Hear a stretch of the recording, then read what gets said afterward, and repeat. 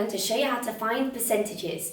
So in our example, we have to find 5% of 70. Now, working out percentages is just like when you're finding the fraction of a quantity. You have to take the quantity and multiply it with the percentage, okay? So if you like using a calculator and you're allowed to use a calculator in your exam, you can literally just type 5% multiplied by 70 into the calculator and it will give you the correct answer, okay? Just be careful though, because 5% is not the same thing as the number 5. You must remember to use the percent symbol if you use that method, okay? But if you don't use a calculator, okay, and you need to know how to work this out in your head, what I suggest you do is turn your percentage into a fraction, okay? So when you're writing a percentage, remember it's out of 100. So 5% is the same thing as 5 out of 100.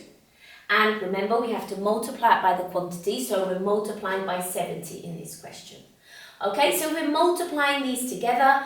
5 multiplied by 70 is 350, but we also have to divide it by 100. And if we divide a number by 100, the decimal point here is going to move 2 places to the left. So the answer is 3.5. And that is 5% of 70.